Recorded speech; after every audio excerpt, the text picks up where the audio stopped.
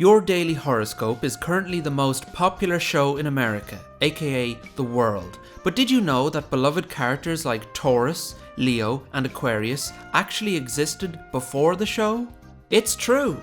Each one was inspired by a constellation, which is a perceived pattern created by the position of the stars in the night sky. Let's learn about these constellations so we can enjoy your daily horoscope even more.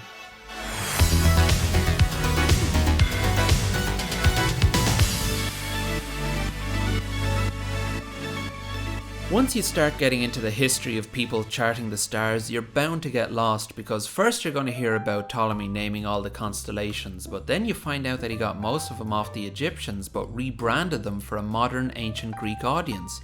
And of course those Egyptians were beaten to the punch by the Babylonians, but let's not pretend that they weren't copying the Sumerians' homework, and this is all without getting into the fact that the Chinese astronomers got there first, but hey. It's not a competition, guys. Besides, anyone claiming to have invented looking at the stars is probably a Silicon Valley entrepreneur hoping to launch an app that charges you to tilt your neck back. What's truly incredible about these ancient star maps is they were all achieved long before the invention of the telescope. Even without light pollution, that's gotta be a strain on the eyeballs. The oldest known star map is the Dunhuang manuscript, a Chinese scroll which dates back to the 7th century. And where is it today? Later, the invention of the astrolabe allowed for more accurate charting of the stars and their movements, as well as just being cool as shit. Just look at this awesome Islamic astrolabe that you can now find in... Oh, what are the odds? Hi, sorry, I'd already recorded my voiceover and put all this together before I found out that the Dunhuang manuscript is actually currently in New York in the corner of a fucking Harry Potter exhibit. Over 1,000 years old and sitting in between a plastic owl and a bunch of books about rumply trouser bottom and the woobly boobly boobly, oh Harry, oh fuck off. So how does a constellation work? Well, you look at these dots in the sky and you use your imagination to see lines connecting the dots in a specific way, and then you ask your imagination to go just a little further and turn those lines into... BAM! And suddenly it wasn't just 4 dots in the sky, it was actually a fist fight in the Ukrainian parliament.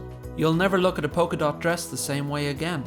Throughout history, there's been a wide range of constellations mapped by many different civilizations. Let's meet the stars! Andromeda. This constellation contains the Andromeda Galaxy, which is twice as big as the Milky Way and will collide with us sometime within the next billion years. So if you have Nintendo points to spend, for God's sake do it now while you still can. Capricornus. Care to take a guess what these dots form a picture of? It's a goatfish, you idiot!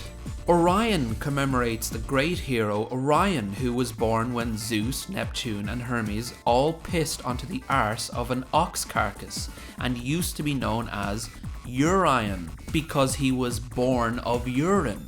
I urge you to look this up because it is a fact, a mythological fact. Microscopium. As astronomers got better equipment for seeing the skies, new constellations were discovered and were named after scientific tools which were much more popular at the time than, say, heroes born of urine. There was also horologium, the pendulum clock, and antlia, the air pump. There was also telescopium, which definitely wins the least amount of time trying to think of what to name a constellation award.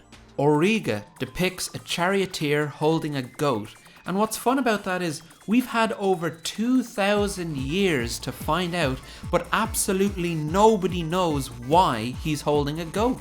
Who shot JFK? More like, who cares who shot JFK? Why was Auriga carrying a goat?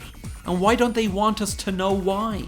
Ursa Minor may only represent a whittle bear, but it does contain the North Star, without which we'd have never gotten our bearings. People would just set sail and go in a big circle until they die.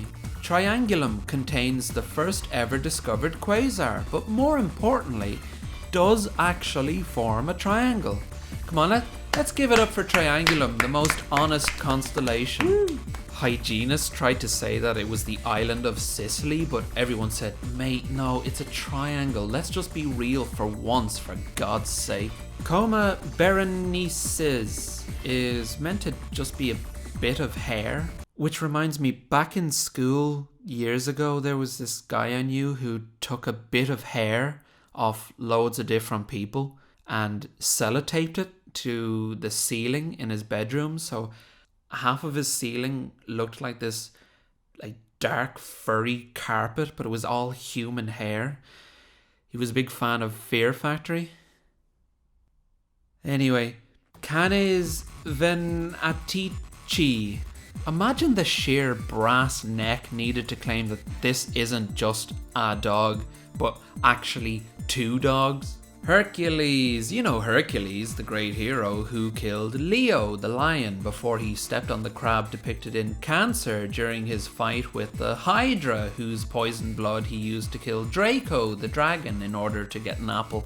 In fact, we can gloss over the rest of the constellations by assuming Hercules killed them intentionally or accidentally, and yes, that includes the set square and the compass. Some of those you probably know from their association with astrology, which is usually and rightfully dismissed as bunkum now. But it's important to remember that astrology was seen as a legitimate study for a long time by many civilizations.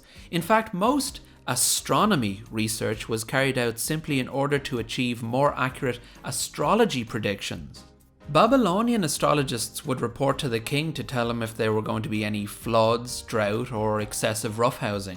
Roman emperors tended to get a bit antsy about death for some reason, and Augustus was no different. He actually made it illegal for astrologists to predict a person's death because, after all, if you read it in a paper, it must be true.